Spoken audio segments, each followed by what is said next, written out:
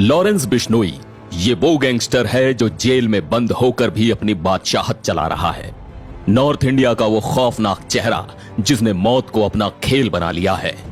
एक समय पर लॉरेंस बिश्नोई एक साधारण छात्र था, कानून की पढ़ाई कर रहा था, लेकिन आज उसका नाम पूरे देश में जुर्म की दुनिया में सबसे बड़े नामों में शुमार है। उसकी जिंदगी का सफर कैसे एक पढ़े लिखे लड़के से लेकर एक खतरनाक गैंगस्टर बनने तक पहुंचा, ये जानकर आपको यकीन नहीं होगा।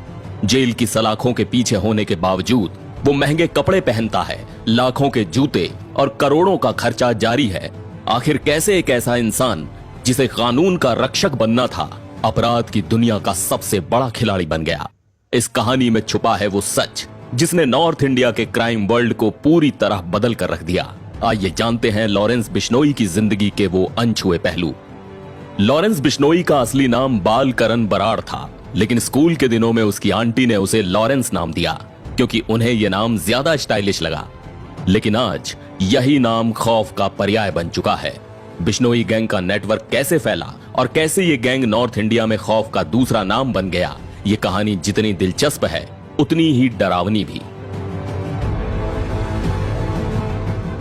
लॉरेंस के चचेरे भाई 50 साल के रमेश बिश्नोई ने कुछ हैरान कर देने वाले खुलासे किए हैं। रमेश ने बताया कि लॉरेंस का परिवार हर साल 35 से 40 लाख खर्च करता है, सिर्फ इसलिए ताकि लॉरेंस को जेल में हर तरह की सुविधा मिल सके। यहां तक कि जेल में भी लॉरेंस महंगे कपड़े और जूते पहनता है। अब आप सोच रहे होंगे कि इतने पैसे आखिर आते कहां से हैं? दरअसल लॉरेंस का परिवार पहले से ही संपन्न है। उसके पिता हरियाणा पुलिस में कांस्टेबल थे और गांव में उनकी 110 एकड़ जमीन है।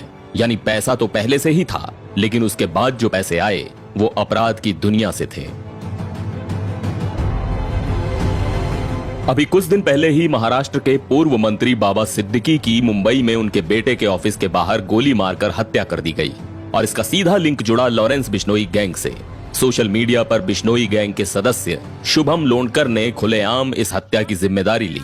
सोचिए कितनी बेखौफी से यह गैंग अपने काम को अंजाम देता है। अब तो हालात ऐसे हो गए हैं कि कनाडा तक में बिश्नोई गैंग की गतिविधियां सामने आ रही हैं। हाल ही में कनाडा की सरकार ने आरोप लगाया कि इस गैंग के लोग वहां भी हिंसक गतिविधियों में शामिल हैं। हालांकि भारत सरकार ने इन आरोपों को खारिज किया है और कहा है कि कनाडा ने अभी तक कोई ठोस सबूत पेश नहीं किया। एनआईए ने अपनी जांच में बताया कि लॉरेंस बिश्नोई गैंग का ऑपरेशन बिल्कुल उसी तरीके से चलाया जा रहा है जैसे 90 के दशक में दाऊद इब्राहिम की डी कंपनी। दाऊद ने छोटी मोटी चोरी से शुरुआत की थी, लेकिन धीरे धीरे उसकी पकड़ ड्रग तस्करी, मर्डर और एक्सटॉर्शन तक फैल गई।